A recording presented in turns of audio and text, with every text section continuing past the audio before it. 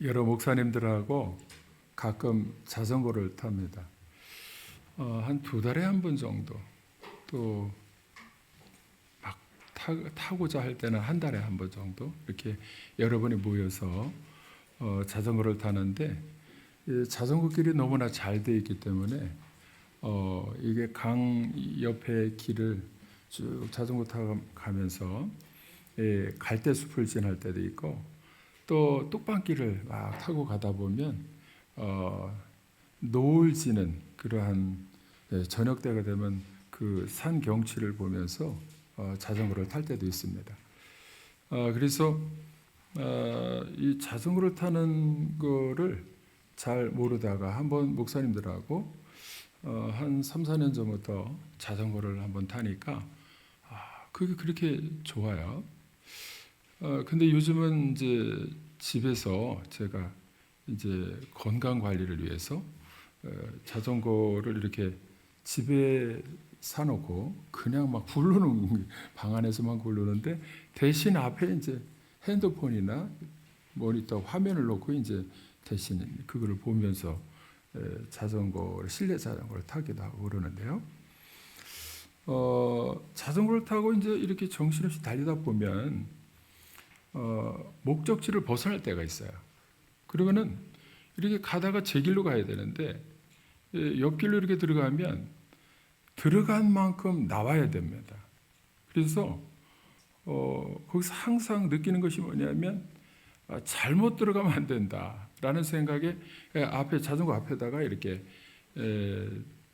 내비게이션을 핸드폰으로 켜놓고, 그리고 그 밑에다가 이제 외장 배터리를 밑에다 놓고 계속 켜서 앞에 목적지를 정해놓고 그 옆길로 새지 않도록 그거를 보고 이렇게 계속 달립니다. 그런데 내비게이션을 켜놨는데도 순간 방심하면요, 옆길로 들어가는 거예요. 그래서 이렇게 이제 갈림길이 나오면 한 2번, 3번을 확인하고 이렇게 확인하고 갑니다. 한번 잘못 들어간 거를 경험을 하면 괜히 그냥 쓸데없는 거리, 시간 이걸 낭비했다고 생각하니까 제대로 가기 위해서 그러는 거죠. 그래서 항상 자전거를 타면 분명한 목적지를 서로가 정해놓고 옆길로 들어갔다 하더라도 때로는 저쪽 영산강 멀리 간 적도 있는데 거기서 혼자 떨어져 가지고서 배터리가 다 돼서 이거를 확인할 수 없으니까 이거를 보고 가는 게 아니라 물어가다가 갈림길이 나오면 사람 나올 때 기다렸다가 사람 만나면 물어보고 거기가 어디로 가는 거냐고 물어보고 이렇게 갈 때도 있어요. 그래서 내비게이션을 항상 켜는 게 중요하고, 또 내비게이션을 항상 점검하는 것이 이게 중요합니다. 그래서 보통 하는 말들이 있어요. 스피드보다는 방향이 중요하다. 제가 그 자전거를 타면서 경험하는 거예요. 그래서 자전거를 타다 보면은 막 열심히 달려서 아무리 달려도 잘못된 길로 들어가면 이거는 허탕이에요, 허탕. 그래서 그 열심히 가는 것보다 천천히 가더라도 제대로 제 길을 가는 것이 이게 너무나 중요하기 때문에 속도보다는 방향이 중요하다. 속도보다는 방향. 이 말이 굉장히 와닿습니다. 우리 신앙생활 가운데도 그렇습니다. 인생 내비게이션과 같은 성경 말씀을 늘 보면서 하나님께서 주신 삶의 목적지를 향해서 달려가는 것이 이게 중요한데, 성경 말씀을 듣고 보고 이래도요, 종종 옆길을 설 때가 있어요. 그 말씀을 통해서 사실은 하나님께서는 우리에게, 성령 하나님께서는 우리의 인생의 가장 중요한 가치 있는 길이 어느 길인가를 가르쳐 주실 때에 우리는 믿는 사람이라면 누구든지 다 그 길을 가기를 원합니다. 믿습니까?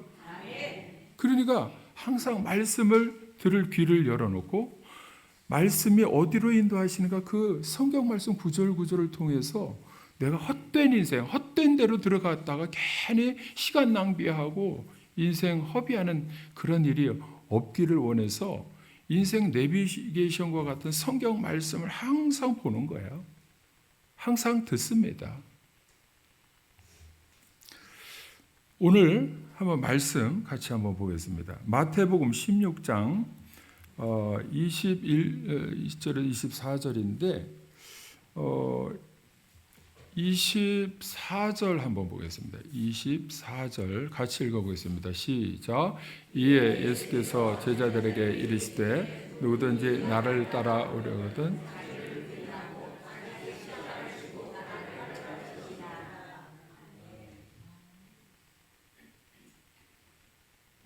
23절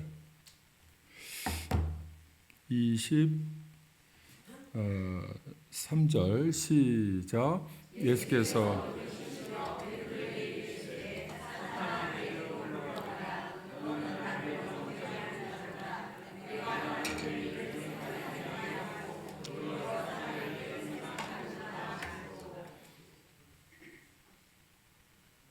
요 앞에 말씀이 예수님 그러시면 안 됩니다. 이게 예수님께서 죽으시고 3일 만에 부활하시고 사람들에 끌려가서 죽으시고 이거 말씀하시니까 그러시면 안 됩니다. 이렇게 막았는데 베드로는 사실 진심이었습니다. 그 가짜로 그냥 자기의 인간적인 욕심을 위해서 다 이중적으로 계산하고 예수님을 이용하기 위해서 그런 건 아니에요. 진심으로 주님을 위해서 주님 죽으시면 안 됩니다. 이렇게 말씀을 드린 거거든요. 근데 갑자기 예수님께서 사탄아 물러가라 그러는 거예요. 자기는 그저 요 마태복음 16장 16절부터는 주는 그리스도시요 살아계신 하나님의 아들이십니다 하고 고백을 하고 얼마나 칭찬을 받았는지요. 그래서 칭찬 들으면서 진심으로 충성하면서 죽으시면 안 되고 주님을 따라가는 일이 진심이었는데 갑자기 예수님께서 사탄아 물러가라. 아주 호되게 질책을 하시는 거예요. 그러니까 막 머리가 하얘지는 거죠. 충격을 받은 거예요. 그냥 보통 하시던 말씀이니까 이렇게 한 게 아니고 완전히 충격 속에 빠진 거예요. 베드로는 진심이었거든요. 주님을 따라가는 이 그리스도인, 크리스찬이라는 것이 예수님을 따라가는 사람들인데 베드로처럼 우리도 이 그리스도인들은 예수님을 따라가면서 가다가 예수님이 갑자기 종성아 이 사탄아 또 물러가라. 저를 꺼지라고 이렇게 말씀하신다면 나는 그래도 바울이 고백한 것처럼 내 몸에 예수의 흔적이 있노라. 더 이상 나를 괴롭게 하지 말라 할 정도로 죽도록 청년 때부터 충성하면서 헌신했던 삶인데 갑자기 예수님이 이 사탄아 물러가라 이러면 충격 속에 뭔가 그때 다시 한번 생각해 봐야 되는 거예요. 뭐가 잘못됐는가? 뭐가 잘못됐는가? 예수님께서 혹시 여러분이 이 예배드리고 신앙생활을 하는 가운데 이 열심히 그래도 헌신하고 봉사하고 뭔가 하려고 하는데 갑자기 예수님이 그냥 뜬금없이 그냥 사탄아 물러가라 이렇게 말씀하신다면 충격을 받지 않을 수가 없습니다. 그러면은 충격 속에 우리는 뭘 해야 되느냐? 말씀에 있는 대로 어디서 떨어졌는지를 생각해 봐야 돼요. 어디서 내 믿음과 내 가는 방향이 잘못 들어가고 있었는가를 한번 생각을 해봐야 되는 거예요. 어떤 사람이 하루 종일 막 화살을 연습을 하는데 수백 발을 계속 막 진심을 다해서 땀을 뻘뻘 흘리면서 활을 쏘는 연습을 하는데 가만히 야 진짜 대단하다. 너무 열심히 하는데 양궁 선수처럼 열심히 그냥 벌벌 떨면서도 그냥 열심히 땀을 흘리면서도 연습을 하는데 가만히 보니까 어디다 쏘는지 이 관역이 없는 거야. 그러니까 하루 종일 하는데 허공에다가 팍팍팍 쏜 거예요. 사실은 어떤 관역, 목표, 목적이 있을 때에 이게 조금이라도 이게 그 금 관역에 쏘기 위해서 뭔가 목표가 딱 있어야 내가 8점, 7점, 6점으로 떨어지면 다시 이 0점 조준을 해가지고 뭔가 해야 되는데 이게 관역 타겟가 없는 거야. 그러면 아무리 하루 종일 수백 발, 1000발씩 쏘고 연습을 해도 이거는 완전히 무의미하고 무가치한 쓸데없는 짓을 하는 거거든요. 그래도 나는 열심히 연습하고 나는 열심히 했다고 말을 해도 1000발, 2000발을 쏴도 소용이 없습니다. 우리 삶 가운데도 우리의 삶의 목표가요, 분명한 타겟가 딱 있어야 되는데 그게 하나님의 말씀을 통해서 하나님께서는 내가 너를 세상에 이 땅에 왜 보냈는 줄 아니? 하고 말씀하실 때 이거를 깨닫고 오늘 하루를 살아도 그 목표에 맞추어서 살아가야 정신없이 살아가는 삶이, 열심히 땀 흘리면서 살아가는 삶이 헛되지 않을 수가 있는 것입니다. 그러니까 주님의 뜻과는 무관하게 베드로가 열심히 혈기도 부리고 장담도 하고 이러면서 했는데 결국은 책망받은 게 뭐냐면 네 속에 하나님의 일에 대해서는 관심도 없고 사람의 일만 생각하고, 그러니까 너의 인생은 앞으로 내가 보아도 뻔히 헛된 인생 살아가겠다고 예수님이 책망하시는 거거든요. 그러니까 우리가 베드로가요, 사실은 이제 결론부터 말씀드리면 변화됐어요. 그러니까 그 책망을 듣고 충격 속에서 나락으로 떨어지는 나는 아닌가 봐. 이게 아닌 게벼. 그렇게 하고는 나락으로 떨어지고 갈릴리 바다로 돌아가고 배신하다가 갈릴리 바다로 돌아가고 그랬는데 결국에는 베드로가 어떤 사건과 어떤 계기를 통해서 다시 한번 생각하는 시간을 가진 거예요. 그러니까 생각하는 계기와 시간이 없으면 내가 열심히 하고 있는 일이 때로는 헛될 수가 있다는 걸 우리는 알아야 됩니다. 0점 조준을 군대 가면은 이 사격을 할 때 우리 이제 훈련소에서든지 아니면 자대에서든지 계속해서 제일 중요한 것은 이 육군은 이제 땅깨라고 합니다. 땅깨는 소총 메고 군장 메고 땅에서 막 이제 공군은 하늘에서 해군은 바다에서 이렇게 하는 거거든요. 육군은 땅깨라고 그래요. 땅에서 이제 이렇게 하면서 제일 중요한 게 이게 각개전투하고 총 쏘는 소총 가지고 사격 연습을 하는데 항상 이 사격 대회를 사격 대회 이 부대별로 해가지고 그때가 되면 막 사격에서 막 꼴찌 막 이렇게 했다 난리 나는 거예요. 항상 그러면 뭐를 해야 되느냐? 0.0 이 관역을 다 그 표적을 맞춰야 되는데 여기서 이렇게 세 발을 먼저 쏴가지고 한 번, 두 번, 세 번을 쏘는데 이게 옆으로 공통적으로 이렇게 갔다. 그러면 이걸 이렇게 조준을 해가지고서 요 0.01mm까지 조준하는 요 조준을 해가지고서 요걸 보고 쏴야 되는데 그 구멍 안에 이래서 구멍하고 저쪽 이렇게 딱 나온 이게 바늘 같은 거에다가 딱 맞춰서 하는데 이게 만약에 이 세 발이 이제 0.4격이래. 0점 조준을 하는 그 옆으로 이렇게 세고 내려왔다. 그러면 요거를 이렇게 조종해가지고 이쪽으로 옮기는 거예요.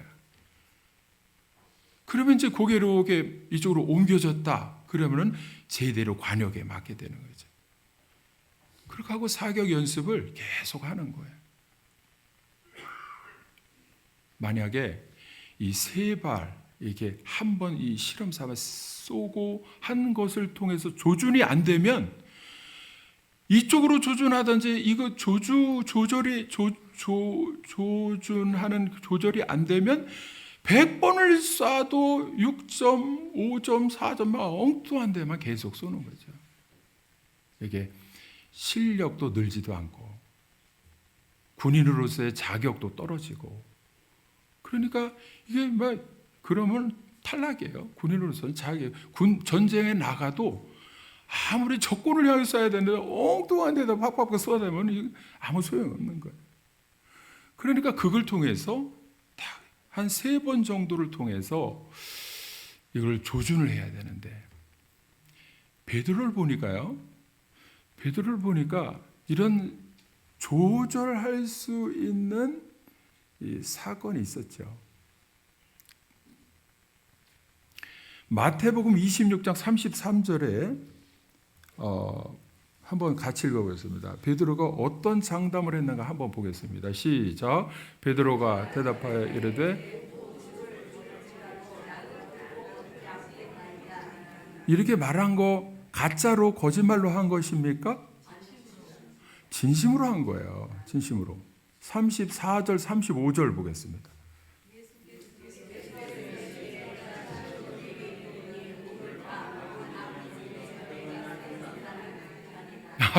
예수님이 그렇게, 나는 안 버리겠습니다. 다 버릴지라도 나는 안 버리고, 근데 네가 나를 버릴 거다 이렇게 말씀하시는 거 아니에요. 그러니까 다시 또 베드로가 말합니다. 시작. 베드로가 이르되,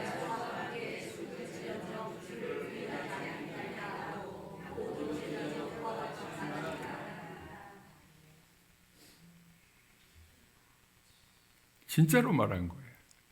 진심으로. 여러분도 주님 사랑합니다 할 때 가짜로 합니까? 진심으로 주님 사랑합니다. 왜냐하면 십자가의 사랑을 알거든요. 우리가 많이 들어서 알거든요. 그 사랑이 다른 사람을 향한 것이 아니라 나를 향해 있다는 것을 알거든요. 그러니까 내가 주님을 사랑합니다 하면 때로는 눈물도 나고 막 그런데, 근데 예수님이 그러한 베드로에게, 그런 나에게, 너 상황이 어려워지면 나를 부인할 거야. 상황이. 여러분, 상황이요, 이 여종, 아주 그냥 어린 여종에게 당신 곧 같은 도당에 같이 있었지 이러니까요, 뭐라고 합니까? 부인했습니까? 아무리 안 했습니까? 왜냐하면 부인하지 않겠습니다 이러고도 진심인데, 예수님은 말씀하신 게, 너 삶에 쫓겨서 네가 살기 위해서 상황이 너를 몰고 가면 부인할 수 있어, 이렇게 말씀하신 거예요.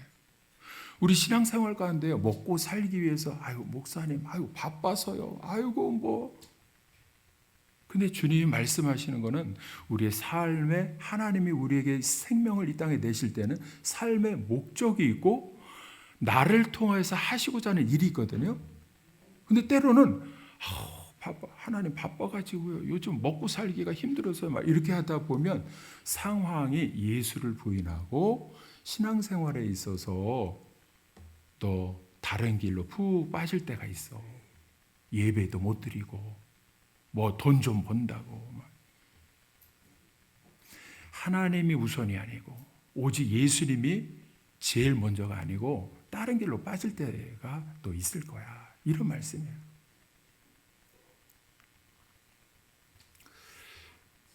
열심히 예수님을 따라가는 삶은 그 크리스찬의 삶이에요.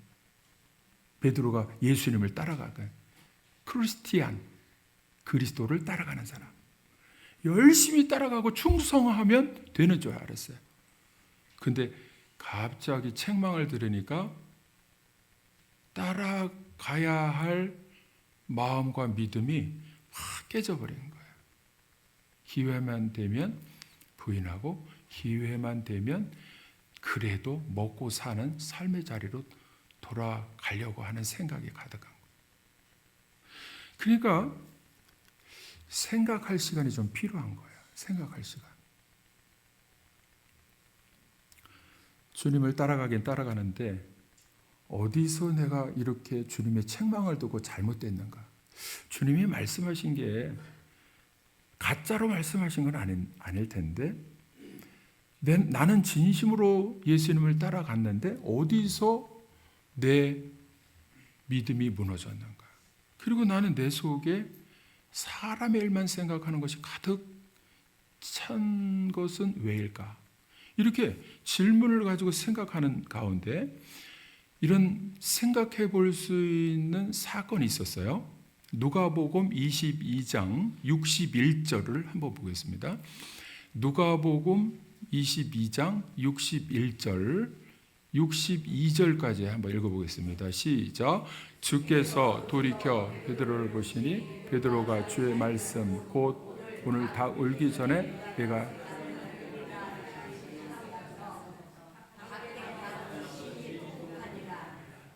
여러분 보세요.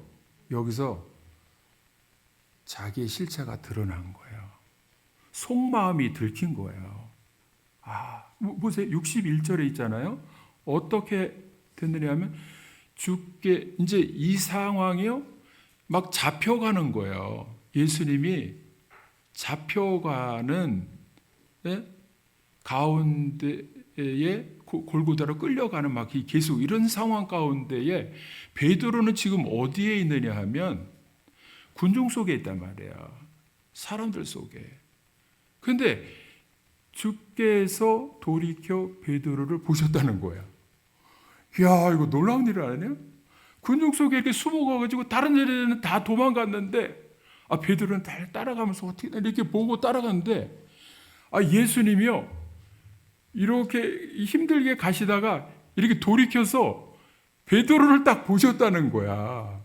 많은 사람 가운데서 사람들을 본 게 아니고 베드로를 이렇게 보셨다는 거야.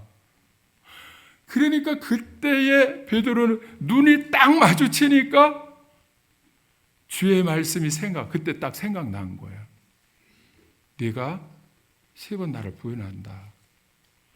그러니까 그 말씀이 생각나니까 이제 내 속마음이 들킨 거죠.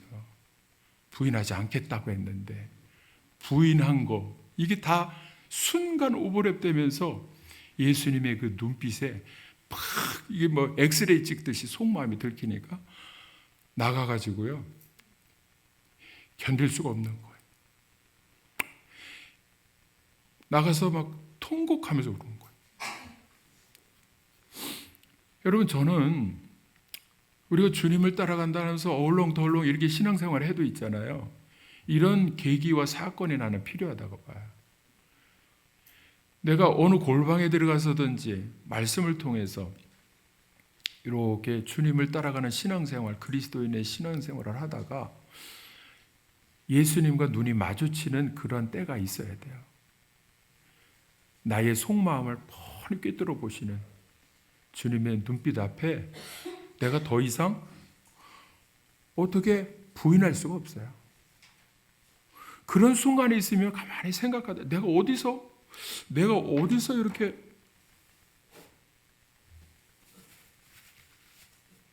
어디서 잘못됐길래 이런 사건이 일어나고 주님의 말씀이 나를 이렇게 책망하시고 그럴까 이렇게 생각을 해볼 때 주님의 눈빛과 딱 마주치는 그런 경험.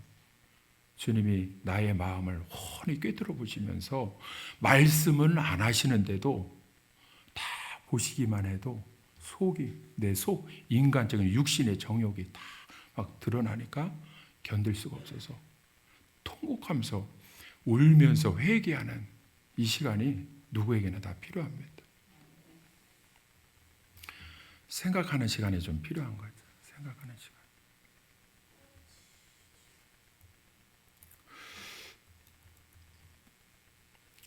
요한복음 21장 15절 보겠습니다. 요한복음 21장 15절, 16, 17절까지 한번 읽어보겠습니다. 시작. 그들이 초반 먹은 후에 예수께서 시몬 베드로에게 이르시되 요한의 아들 시몬아 네가 이 사람들보다 나를 더 사랑하느냐.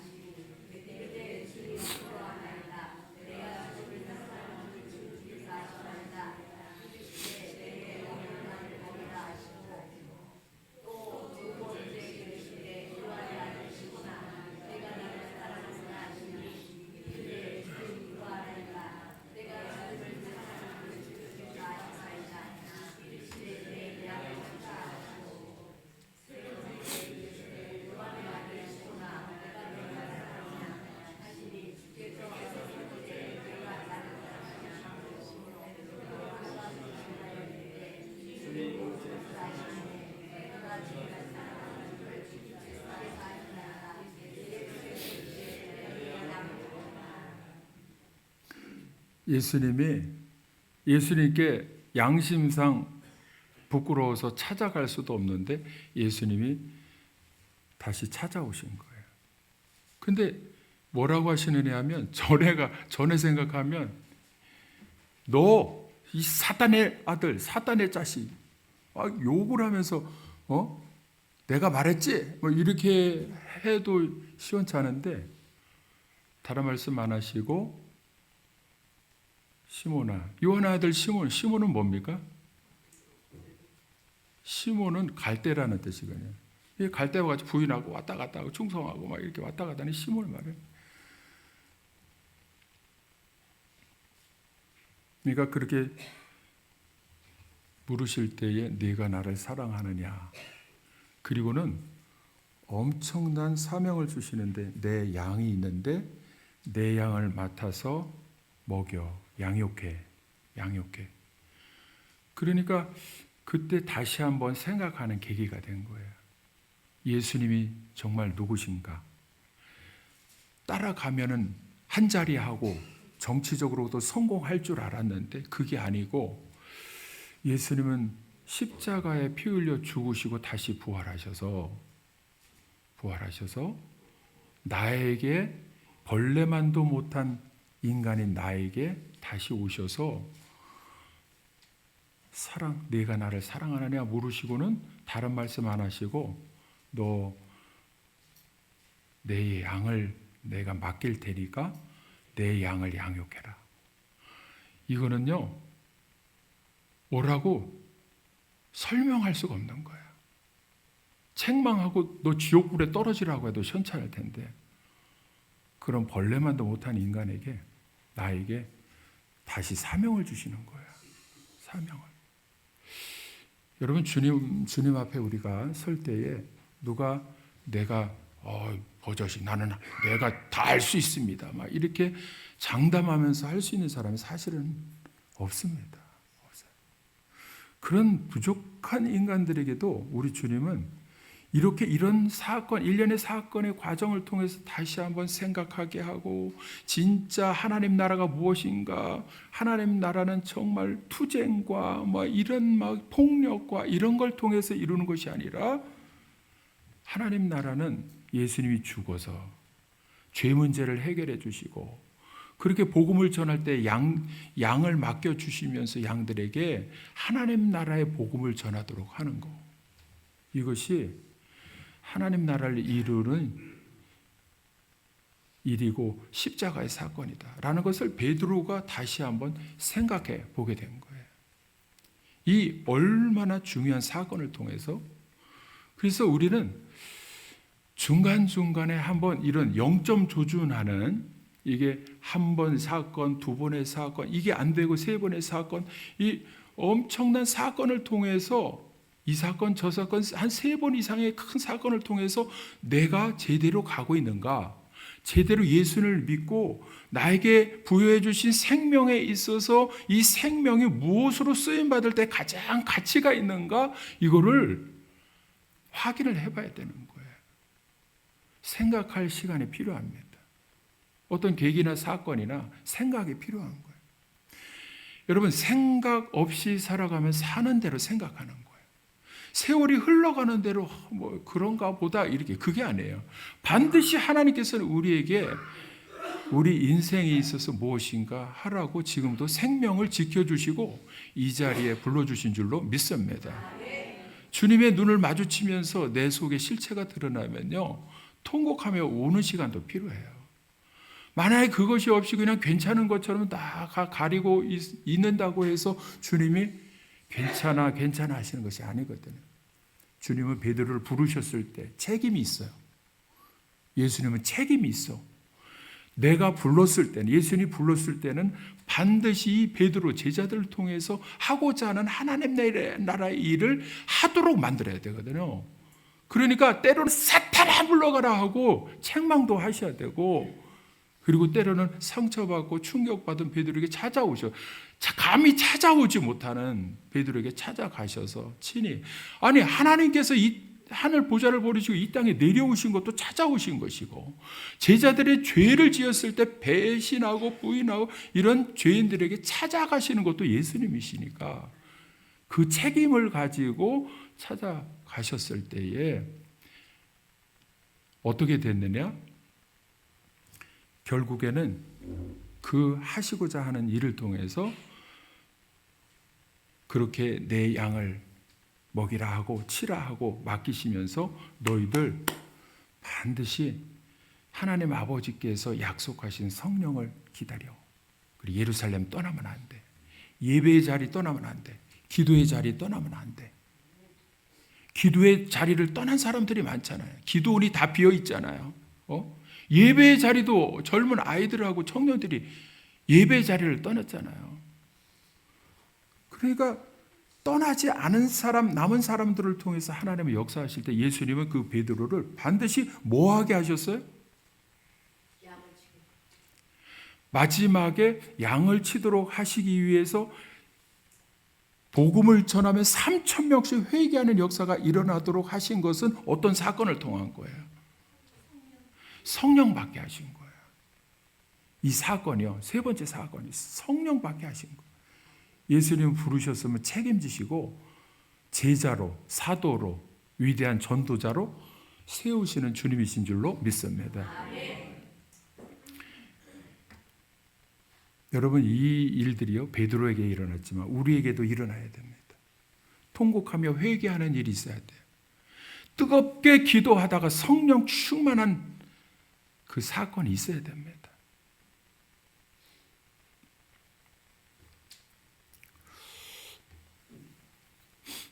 사도행전 5장 29절 한번 보겠습니다.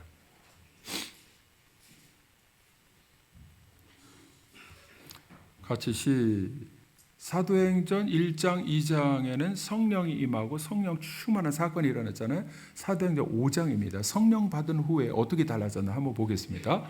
시작. 베드로와 사도들이 대답하여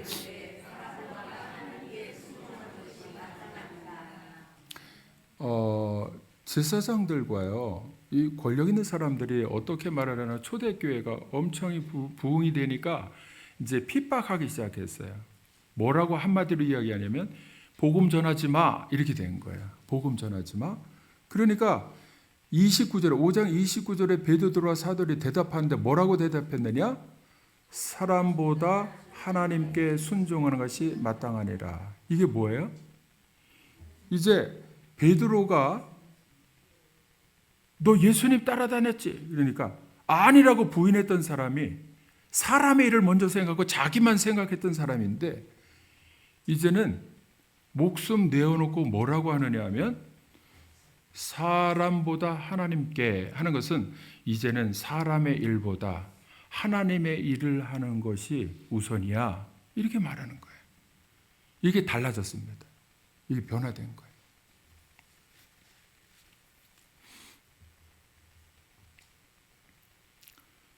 저는 모처럼 시간을 내서 그 안식년을 겸해서 여행을 좀 이렇게 하려고 합니다. 한 달 정도. 그래서 다음 달 5월 11일부터 6월까지, 6월 10일까지 이제 26년 동안 제가 이 교회에서 막 이렇게 왔는데 한 번도 안식년 한 적이 없고 그래서 그래 달려왔는데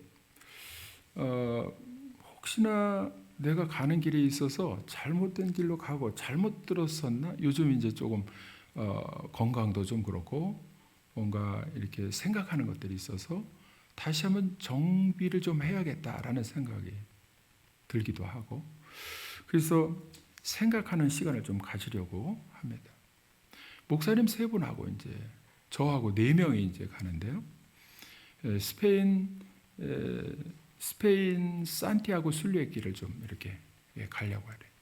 프랑스 생장에서 저쪽 대서양 쪽에 산티아고 데 콤포스텔라라고 하는 그 교회가 있는 곳까지 이제 갑니다. 걸어서 가면 한 780km 되기 때문에 한 40일 이상을 걸어가야 되는데 목사님들하고는 제가 말씀드린 대로 자전거를 이제 타니까 자전거를 타는 분들하고 같이 이렇게 좀 가려고 해요. 그래서 정신적으로도 그렇고 육체적으로도 그렇고 좀 쉬면서 어떻게 보면 쉬는 것도 아니에요. 계속 날마다 달려야 되고 막 그래 몇십 킬로씩 달려야 되고 60킬로 뭐 이렇게 달려야 되고 그러니까 그걸 통해서 뭔가 이제 생각하는 시간을 좀 가지려고 하는 거죠. 그리고 이제 그것을 마치면 뭔가 정리하고 점검한 상황에서 다시 한번 목회 방향을 다시 한번 정리하고 재충전을 한 다음에 다시 한번 시작하는 시간, 기회가 되기를 바라는 마음이 있습니다. 함께 이제 가는 목사님은 이제 한 분은 요 강립교회 오창의 강립교회 목사님인데 강립교회 목사님이 그리고 규모가 좀 거기 아파트가 막 지어지니까 거기도 이제 부흥을 많이 해가지고 규모가 좀 있는 그 교회 목사님인데 저보다 한 좀 나이가 서너 살 많은. 그래서 65세에 이제 올해 조기 은퇴 사임을 하고 이제 지금은 이제 필리핀에 선교지에 가 이제 선교 비전 트립을 하고 있는데 거기 갔다 와서 이제 바로 순례길을 가면 이제 우리 목사님들하고 거기 산티아고 순례길을 갔다가 돌아오면 바로 이제 선교사로 필리핀 선교사로 파송받아서 나아갈 계획입니다. 65세 그 규모가 있는 교회 그래도 우리 교회보다 훨씬 많이 부흥한 교회를 조기 은퇴하고 그 나이에 선교사로 또 파송된다고 하는 것은 이거는 쉬운 일이 아니거든요. 그래서 그 강립교회 목사님하고 또 오창의 모종교회 목사님은 미국에서 시카고에서 13년 동안 박사과정하고 그래서 거기 작은 교회를 섬기더라도 이제 필리핀 거기에 그 노동자들을 전도해가지고 영어로다가 이렇게 설교도 하고 그렇게 이제 작은 교회를 겸손하게 너무 착하시고 겸손하게 섬기는 분인데 제가 이제 영어를 하니까 우리 여름 영어 성경 캠프를 하면 목사님하고 따님하고 오라고 그래가지고 도와달라 그래서 이제 같이 사역하고. 근데 그 목사님은 저보다 1년 중학교 선배님이세요. 근데 저에 대해서 얼마나 착하신지 저에 대해서 깍듯하게 존중하고 착하셔서 그 청년 때부터 제가 이제 청년 때 우암교회에서 70주년 기념대회 할 때도 제가 앞에서 그 한 1,500명 아이들 앞에서 이제 어린이 파트 또 장년 파트 청년 파트 이렇게 북문교회 저쪽 우암교회 서부교회 나눠서 이렇게 기념대회를 하면 우암교회에서는 이제 제가 어린이 그 파트에 찬양인도 그 팀 찬양인도를 맡아가지고 막 이렇게 찬양인도를 어린이들 하면 그 목사님은 이제 노회 교사 연합회 총무로서 그때도 열심히 어린이들을 섬기고 그 교사로서 그렇게 열심히 해오셨어요. 지금까지 그렇게 어린이 사역이라면 다음 세대 사역에 함께 하자 그러면 함께 하고 그런 목사님이에요. 따님들은 다 미국에서 자라나서 원어민이죠. 다 영어를 잘해서 영어로도 지금 또 직장 있고 또 영어 우리가 캠프를 하면 같이 도와주러 또 오기도 하고 이랬는데 그 목사님하고 이제 같이 이렇게 갑니다. 또 한 번은 이제 청산제일교회 목사님, 이분은 청년 때 부름을 받고 또 필리핀 선교사로 사역하시다가 지금은 귀국해서 또 시골 작은 교회를 섬기는 가운데 있습니다. 이렇게 이제 복음 들고 목회 사역이나 선교 사역에 같이 했던 분들이 함께 가는 게 이게 중요해요.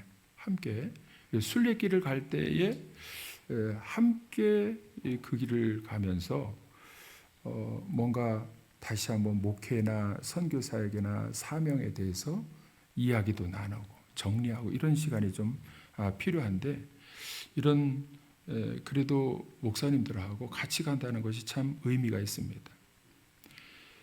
순례길을 간다는 거는요, 처음에 떠남으로 시작되는 거예요. 떠남. 내 삶의 자리하고 목회지하고 내 모든 것을 내려놓고 뭔가 하나님께서 그 정하신 그곳으로 가면서 다시 한번 생각해 보는 이 떠남에서 이제 시작이 되는 거예요. 여러분, 삶의 자리에서 그냥 이 스트러글 계속 버둥버둥 싸우면서 먹고 살기 위해서 막 이렇게 하다 보면 하나님이 영적으로 주신 그 삶의 목적 이거를 잘 모르고 베드로처럼 그냥 가다가 쾅쾅 이렇게 충격이나 받고 그런 계기가 있지만은 한번 멈추어서 한번 하나님이 나에게 주신 삶의 의미가 무엇인가 생각해 보는 시간도 필요합니다. 그러니까 목회 현장을 이제 두고 나뉘면 안 된다라는 생각보다는 목회 현장을 떠나서 좀 맡기고 그리고 우리 부목사님이나 교인들에게 맡기고 떠나서 자기를 객관화할 수 있는 그 시간이 좀 필요해요. 아, 내가 지금 이 한 발자국 떨어져서 내가 하고 있는 일이 뭔가 잘못되질 않았는가 그리고 제대로 하고 있는가 이거를 점검하는 시간이 순례길에 있어서 생각해야 될 부분입니다. 생각 없이 살아가면 사는 대로 생각하는 거예요. 그리고 순례한다는 것은 비우는 시간이에요. 그래 베드로처럼 내 욕심을 막 해다가 내 욕심을 비우는 게 좀 필요한데 이 산티아고 데 콤포스텔라라고 하는 성당은요, 이제 그 산티아고는 세인트 제임스인데 세인트 제임스 성 야고보 야고보가 성경에 대표적인 사람이 3명이 나와요. 알페오의 아들 야고보하고 또 세베대의 아들 야고보하고 또 예수님의 동생 야고보가 있어요. 그 야고보서를 쓴 분은 예수님의 동생 야고보예요. 그런데 세베대의 아들 야고보는 성경에 여러 이렇게 설명이 없어요.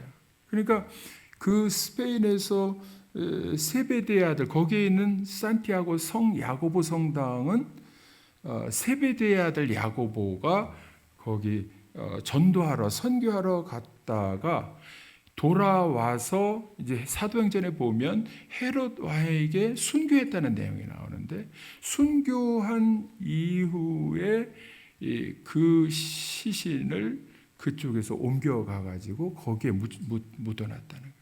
그래서 산티아고 데라는 것은 of, 콤포스텔라, 스텔라는 별들의 들판.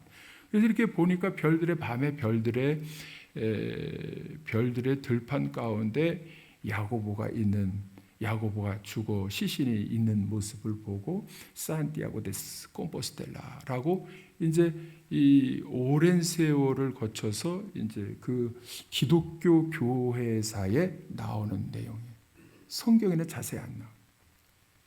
어쨌든 그게 진짜냐 가짜냐 이거보다도 그 곳에 가면서 그 세베대의 아들 야고보가 선교하러 갔다가 그리고 또 순교까지 헤롯 왕에게 성경에 나오는 내용대로 선교하고 전도하고 또 기도하고 또 순교하기까지 한 그 삶을 한번 생각해 보면서 우리의 목회를 다시 한번 되돌아보는 시간을 가지려고 하는 거죠. 그래서 나를 좀 비우는 시간, 내가 인간의 욕심으로 하진 않았는가 한번 비우는 시간을, 그리고 오늘 제목에 있는 것처럼 제가 이 말씀이요, 나를 비우는 거 이게 너무 좋아서 나를 비우고 예수로 채우는 시간이 되면 좋겠다. 예수로 채우는 시간. 자전거를 타고 가다 보면요, 이 산 이렇게 오르락 내리락 하기 때문에 오르막길도 있고 내리막길도 있고 그렇습니다. 오르막길에 있어서는요, 너무 힘들면 내려서 걸어가야 돼요. 걸어가야 돼요. 내리막길에 있어서는 무조건 좋으냐? 그것도 아니에요. 막 저 동해안가도 이렇게 다 자전거길, 그 차길 막 다녀본 적도 있지만 내려갈 때는 신바람 나게 내려가서 시원해가지고 얼마나 그냥 막 시원한 바람이 좋은지. 근데요, 위험해. 너무 빨리 달리면요, 브레이크를 잡아야 돼. 그리고 제주도에 갔을 때는요, 작년인가? 우리가 재작년에 갔나? 우리 아들 둘하고 장에 이게 그 섬을 한 바퀴 자전거로 타고 도는데, 휴가 때 한 바퀴 도는데, 거기에 이렇게 걸어다가 이 바퀴가 얇은 거는요, 너무 잘 미끄러져서 이 MTB 두꺼운 거는 좀 덜 미끄러지는데, 얇은 거는요, 이렇게 횡단보도에 이게 페인트 칠한 부분을 만나면 거기서 살짝만 틀어도요, 쫙쫙 미끄러져요. 그리고 제가 편의점으로 그냥 미끄러져가지고 막 달려들어서 다 막 오늘 박살낼 뻔한 적이 있어요. 근데 문 앞에서 섰어. 브레이크 잡다 이렇게 했다가 막 이렇게 했는데, 그거를 뭐라고 하느냐 하면 하나님의 은혜라고. 그래서 내리막길에 있어서는요, 이 브레이크 잘 잡아야죠. 잘 미끄러지고 쓰러지면요. 그래, 그 다음에 와가지고 장에 1년 전에 제가 여기 오봉산에 가서 타다가 이 바람이 빠지고도 모르고 하다가 넘어져가지고 여기가 까지고 뭐 요 종아리도 까지고 막 이렇게 해가지고 지금까지도 지금 병원에 다니면서 여기에 이게 그 회전 근개 손상이 돼가지고 지금도 막 끙끙거리고 너무 아프고 그래. 그래서요, 이런 걸 통해서 뭐를 겪게 되냐면 연단을 받아요. 연단. 힘들지만 올라가야 되고 내리막길에도 조절해야 되고 이러면서 훈련을 받는 거예요. 연단. 그래서 걸어가든지 걸어서 내려서 끌고 가든지 아니면 타고 막 신바람 당에 내려오든지 간에 순례길은요, 그렇게 쉽지는 않아요. 쉽지는 않아요. 계속 그 다음 자고 또 가야 되니까. 여러분, 왜 그렇게 힘들지만 계속 가느냐 하면 목적지가 있어서 그런 거예요. 말씀드린 대로 산티아고 데 콤포스텔라라고 하는 곳에 가서 세베대 아들 야고보가 목숨 걸고 가서 선교하다가 다시 돌아와도 또 어떻게 되느냐? 헤롯에게 순교를 당하고, 그리고 시신은 그쪽으로 옮겨가지고 묻혀놨다고 하는 그곳에 가서 나도 다시 한번 생각하는 시간을 좀 갖는 거죠. 네. 야고보처럼 끝까지 가야겠다. 그리고 순교하더라도 끝까지 주님이 동행해 주시고 함께 해 주셔서 끝까지 이 길을 가야겠다라고 다짐하는 그 시간을 좀 갖기를 원합니다. 인내하면서 가는 그 길은요, 믿음과 그리고 육체적인 연단의 과정이 될 것으로 봅니다. 목사님들과 함께 순례하면서 좀 더 달라진 모습으로 다시 한번 세워지기를 원합니다. 기도하겠습니다.